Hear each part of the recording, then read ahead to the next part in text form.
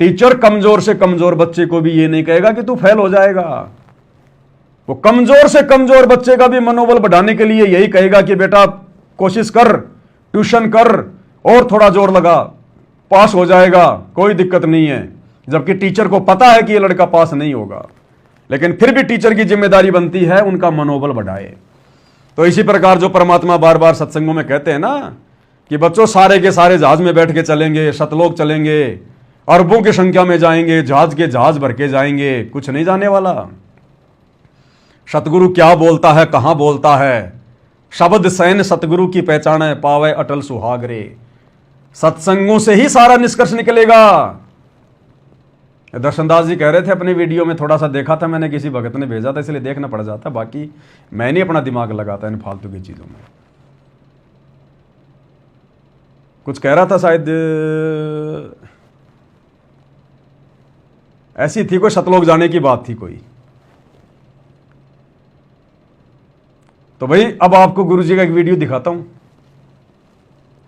परमेश्वर ने जो वाणियां बोली है ना वो झूठी नहीं है, मिथ्या नहीं है। ये वाणियां जो हमारे सिलेबस में परमात्मा ने शामिल की है ना, कि ये संसार विघन की घाटी, कोई निकलेगा बिरला शूर। अगर जहाज के जहाज ही भर के जाने होते, करोड़ों की संख्या में भगत सतलोक जाने होते, तो फिर परमात्मा इन वाणियों को वर्तमान कलयुग की बिचली पीढ़ी में भक्ति सिलेबस से बाहर निकाल देता। ये वाणी शामिल करने की जरूरत नहीं थी कि ये संसार विघन की घाटी, कोई निकलेगा बिरला सूर। बिरला क्यों जाएगा भाई? जब गुरुजी कह रहे पूरा विश्व पार होगा तो सारे ना बिरले हो गए, करोड़ों की संख्या में जाएंगे, जहाज के जहाज भर के जाएंगे। तो परमात्मा का जहाज तो इतना बड़ा है, चाहे कितने बैठा दो, पूरी पृथ्वी आ जाएगी, किस ब्रह्मांड आ जाए उसके जहाज में। तो फिर ये क्यों कह रहे हैं गुरुजी ये संसार विघन की घाटी, कोई निकलेगा बिरला सूर? ये नहीं कहना चाहिए। फिर ये संकेत है गुरु के, समझदारी समझते हैं। फिर परमात्मा कहते हैं दास गरीब कह नरलोई, सतगुरु को चिन्ह बिरला कोई। कि जब सतगुरु धरती पर आएगा, वो कबीर भगवान गुरु बन के जैसे वर्तमान में आए हुए हैं, कहते हैं उसको कोई बिरला ही पहचान पाएगा। इसलिए मालिक कहते हैं ये संसार विघन की घाटी, कोई निकलेगा बिरला शूर। और वो बिरले परमात्मा ने सात संगति में रख दिए छांट के। अब उन बिरलों की भी परीक्षा चल रही है, हाई लेवल की परीक्षा। ये सात संगति की बातें समझना, सात संगति की बातों को हजम करना, ये अरे गहरे नथु बैरों की बस की बात नहीं है। इसलिए तो सात संगति से जुड़कर भी नहीं टिक पाते, नियम मर्यादाओं में नहीं रह पाते, और अंत में सात संगतियों से उनको भागना पड़ता है कोई न कोई बहाना बना के। क्योंकि ये ट्रेनिंग सेंटर है, ट्रेनिंग सेंटर। इसी सात संगति में वही टिकेगा जो सूरमा होगा, जिसने इसी जन्म में शतलोक जाना होगा। तो गरीबदास जी कह रहे हैं ये दास गरीब कह नरलोई, और साहिब चीन बिरला कोई। सतगुरु को चीन यानी पहचान बिरला कोई। खोकापुर में काग मिले दिन दोई रे, अरबों में कोई हंस हमारा होई रे। क्यों भाई? पूरा विश्व पार होगा ना, फिर अरबों में परमात्मा कहते हैं कोई कोई हमारा अंश होगा। भाई और बहनों, सत्संग से ही हर प्रकार की शंकाओं का समाधान होता है। अब आपको यकीन दिलाते हैं गुरुदेव के सत्संग से कि हां, सतलोक में इक्की दुक्की आत्मा ही जा पाती हैं। इक्की दुक्की का मतलब बहुत कम आत्माएं, कलयुग की पिछली पीढ़ी में बहुत कम आत्माएं, बहुत कम आत्माओं का नसीब होता है जो अपने गुरु के साथ उनके जहाज में बैठ के जा पाती हैं सतलोक में। गुरु जी का सत्संग क्लियर करेगा। ये सत्संग है पूज्य गुरुदेव भगवान का। इसमें गुरुदेव भगवान आदरणीय गरीबदास जी का जिक्र कर रहे हैं कि कैसे कबीर परमात्मा गरीबदास जी को मिले, फिर उनको सतलोक लेकर गए, सारे ब्रह्मांड दिखाए। और जब गरीबदास जी सतलोक की आत्माओं के साथ में खेलने कूदने लगे, उनसे मिलने लगे, तो सतलोक वाली आत्माओं ने, सतलोक के हंसों ने क्या कहा? ध्यान से सुनना। सतलोक के हंस कहने लगे कि भाई ये परमात्मा हर बार जाता है, लेकिन इसकी कोई सुनता ही नहीं। पहले सत्संग सुन लो परमात्मा को, फिर आपको निष्कर्ष निकाल के बताएंगे क्या कह रहे हैं गुरुदेव। गरीबदास जी अचरज में गिर गए और कहा कि भगवान सचमुच आप ही परमात्मा हो? मैं कहा बेटा मैं ही परमात्मा हूं। सो सचिदर मैं करूं अपने जन के काज। जब गरीबदास जी से परमात्मा मिले, नीचे आए जिंदा बाबा के रूप में, तो ये नहीं कहा कि मैं भगवान हूं, मैं परमात्मा हूं। और जब उन ग्वालों ने पूछा कि बाबा आप कौन से गांव से आए हो, कहां से आए हो, वहां भी जिंदा बाबा के रूप में कबीर परमात्मा ने अपने आप को छुपाया। अन्यथा वहां छुपाने की क्या जरूरत थी? फिर भी गुरु जी ने अपने आप को छुपाया वहां पर। जब छुड़ाने गए थे गरीबदास जी के पास, कंवारी गाय का दूध पिया था।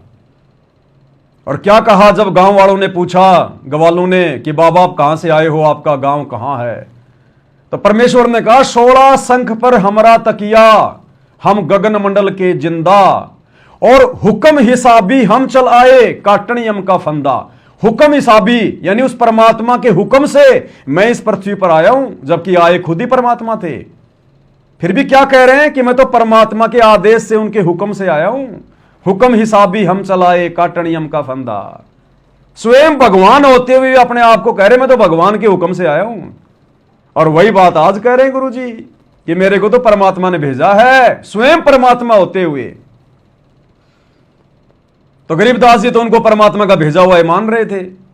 लेकिन जब सतलोक में लेकर गए और वहां जब देखा कि सिंहासन पर एक भगवान बैठा है, परमात्मा बैठा है, और नीचे से गया हुआ जिंदा बाबा अपने दूसरे रूप के ऊपर चवर करने लगा, तो गरीबदास जी को पक्का हो गया कि ये जो बाबा जो मेरे साथ आया ना, जो मुझे लेके आया है जिंदा बाबा, ये यहां का नौकर ही है। जो कह रहा था ना हुक्म हिसाबी हम चलाए, तो ये तो वास्तव में यहां का नौकर ही है। भगवान तो ये बैठा सामने, जिसके ऊपर ये जिंदा बाबा भी चवर कर रहा है।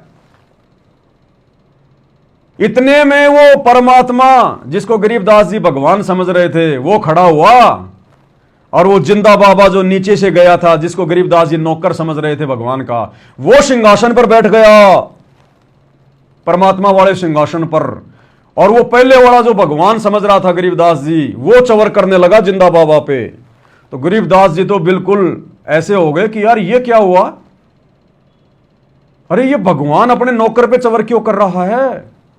इतना सोच ही रहे थे कि वो पहले से सिंहासन पर बैठा हुआ परमात्मा जो बाद में चवर कर रहा था, नीचे से गए हुए जिंदा बाबा रूप में उस कबीर परमात्मा में समा गया। अकेला जिंदा बाबा रह गया अनंत करोड़ उस सिंहासन के ऊपर, अकेले जिंदा बाबा, और चवर अपने आप हो रहा है। तब गरीबदास जी को यकीन हुआ कि ये तो खुद ही परमात्मा है, खुद ही भगवान है। तो नालायको, हमें ये उदाहरण गुरुजी ने क्यों समझाए? क्या हमने भी सतलोक में जाकर ही ये निर्णय करना पड़ेगा कि हमारे गुरुजी कोई नौकर हैं या क्या है, या स्वयं परमात्मा है? क्या वहां जाकर आंखें खोलोगे? वहां तक तो पहुंच भी नहीं पाओगे। उन आत्माओं को तो परमात्मा ने अपना गवाह बनाना था। आप और हम तो त्रिकुटी पर भी नहीं पहुंच पाएंगे अगर अपने गुरु को परमात्मा मान के अगर इसी प्रकार से उनकी बदनामी करवाते रहे तो, इन रैलियों में धक्के खाते रहे तो गरीबदास जी को पक्का यकीन हो गया कि ये जिंदा बाबा ही भगवान है। फिर परमात्मा ने सतलोक में घुमाया उनको। फिर गरीबदास जी सतलोक की आत्माओं के साथ में घूमने लगे। फिर उन आत्माओं ने क्या कहा, वो है मेन पॉइंट जो अभी आपको सुनाएंगे। तो गरीबदास जी ने वहां के देखे सब वो नजारे, वो समुद्र और वो भरे हुए दूधों और दहियों के माट, सरोवर देखे, फलदार वृक्ष देखे, और वहां का वातावरण देखा। कहा भगवान अब मुझे यही रख लो आपके बच्चे को। वहां के वो सब भक्त जो आत्मा हंस वहां पर रहते हैं, उनसे मिले। कबीर साहब ने फिर उनको सृष्टि रचना सुनाई। उन अन्य जो वहाँ रहते हैं पुण्यात्मा, उन्होंने बताया कि ऐसे ऐसे जो यहाँ से चले गए, उन्होंने ये गलती की थी और उसका दंड देखो कहाँ भोगना पड़ रहा है। परमात्मा जाते हैं कोई सुनता नहीं, परमात्मा जाते हैं कोई सुनता नहीं, परमात्मा जाते हैं कोई सुनता नहीं, परमात्मा जाते हैं कोई सुनता नहीं। सतलोक की हंस आत्माओं ने क्या कहा गरीबदास जी को कि परमात्मा जाते हैं लेकिन कोई सुनता नहीं। उन सतलोक की आत्माओं को यह शब्द कहने की क्या आवश्यकता पड़ी? गरीबदास जी को कि भाई परमात्मा जाते हैं उस गंदे लोक में, लेकिन कोई सुनता नहीं। अगर सतलोक में नीचे से हवाई जहाज भर भर के भगतों के जाते, अगर करोड़ों अरबों भगत नीचे से पार होके सतलोक जाते, पूरा विश्व पार होकर सतलोक जाता, तो वहां की आत्माओं को तो सब पता है। फिर वो आत्माएं ये क्यों बोली गरीबदास जी को कि परमात्मा नीचे जाता है, कोई सुनता नहीं। कोई इक्का दुक्का जाता, इक्का दुक्का।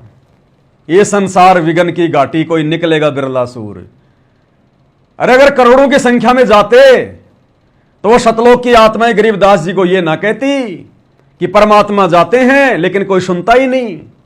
अगर जहाज के जहाज भर के जाते सतलोक में इस काल के लोक से भक्तों के, तो वो तो कह देते कि गरीबदास जी बहुत अच्छा हुआ तू आ गया, देख और भी भाई बहन जहाज के जहाज भर के आ रहे हैं, जब भी परमात्मा जाते हैं जहाज के जहाज भर के लाते हैं।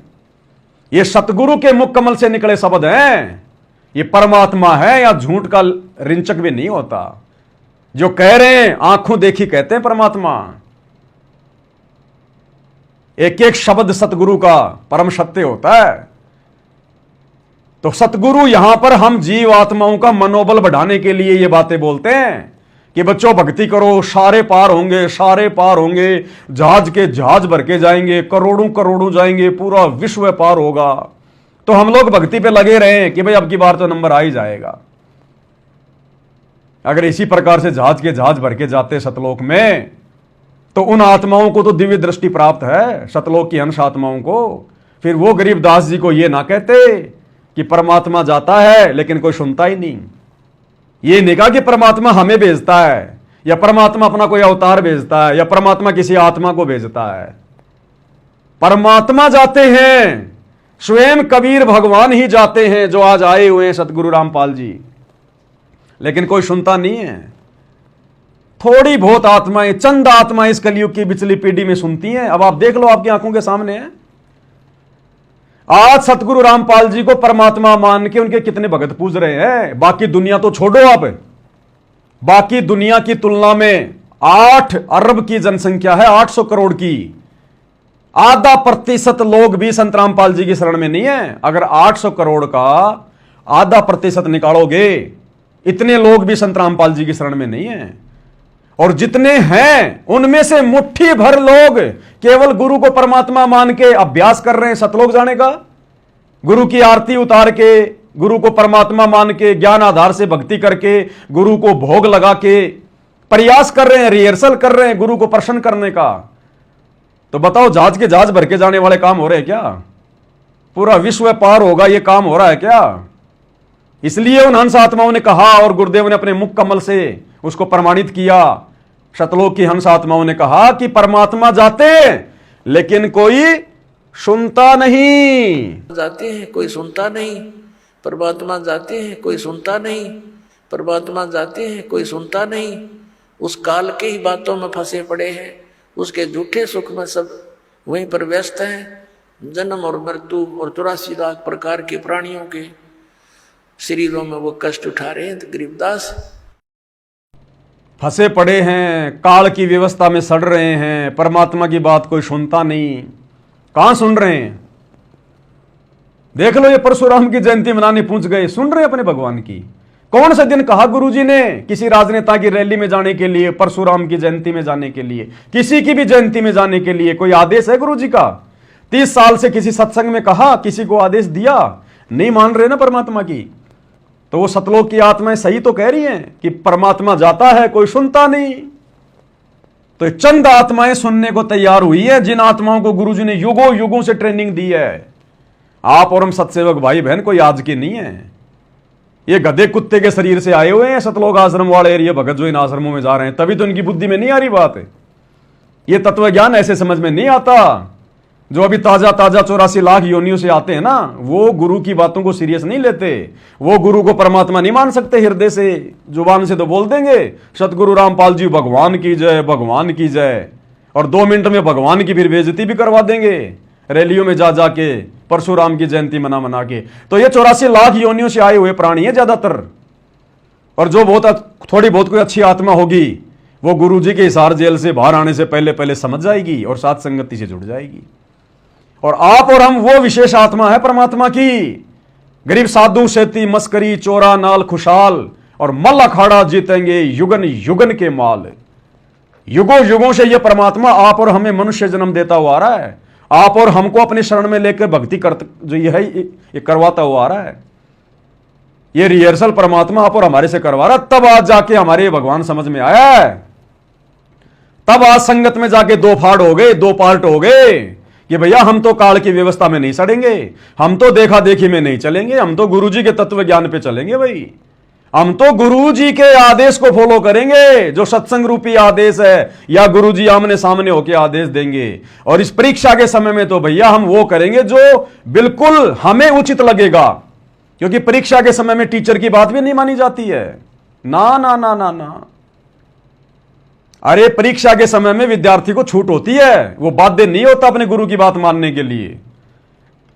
परीक्षा में सवाल आ गया भारत की राजधानी लिखो, और 4 ऑप्शन है दिल्ली, बंबई, आगरा, मथुरा। और उस बच्चे को पता है कि भारत की राजधानी नई दिल्ली है, मुझे नई दिल्ली लिखना है। और वही टीचर जो उसको साल भर से पढ़ा रहा है, और वो टीचर कहे कि बेटा भारत की राजधानी लिख दे आगरा। अब मुझे ये बता दो वो बच्चा आगरा लिखेगा क्या, जिसने साल भर ये पढ़ा कि भारत की राजधानी नई दिल्ली? उस टीचर के कहने से भी वो परीक्षा में आगरा नहीं लिखेगा। उसको पता कि फेल हो जाऊंगा, परीक्षा के समय में टीचर की बातें मानने के लिए मैं बाध्य नहीं हूं। तो ये 2014 बरवाला कांड से लेकर जब तक गुरुजी हिसार जेल से बाहर नहीं आते, तब तक हम भक्तों की परीक्षा का समय है। अब इस परीक्षा के समय में गुरुजी चाहे हम कितने उल्टे सीधे आदेश क्यों ना दें, किसी के माध्यम से भी क्यों ना दें, हमने केवल उन्हीं आदेशों को फॉलो करना है जो आदेश गुरुजी ने हमें पढ़ाई पढ़ाते समय दिए थे, हमें सत्संगों में दिए, नित्य नियम में दिए। यह है मेन पॉइंट। हम बाध्य नहीं है वर्तमान में गुरुजी के किसी भी आदेश को मानने के लिए, फॉलो करने के लिए। परमात्मा ने तत्व ज्ञान दे दिया, मनुष्य शरीर है, बुद्धि विवेक दे दिया, और ऊपर से खुद गुरुजी कह रहे हैं बार बार, बच्चों तुम्हारी अग्नि परीक्षा चल रही है। तो ये परीक्षा का समय है ना हमारा। तो परीक्षा के समय में हम गुरु के उन आदेशों को भी मानने के लिए बाध्य नहीं है जो आदेश गुरुजी के ही ज्ञान के खिलाफ हों। अब देख लो ये मूर्खों की भीड़, इनको तो गुरु आदेश भी नहीं दे रहा, गुरु के नाम पे गुरु का परिवार इनको भ्रमित कर रहा है, और ये भ्रमित हुए जा रहे हैं। तो ये जहाज में बैठकर जाने के योग्य है क्या? इसलिए परमात्मा कहते हैं ये संसार विघन की घाटी कोई निकलेगा बिरला सूर। तो ये रिहर्सल तो सत्सयुगों की हो रही है, सतलोक जाने की।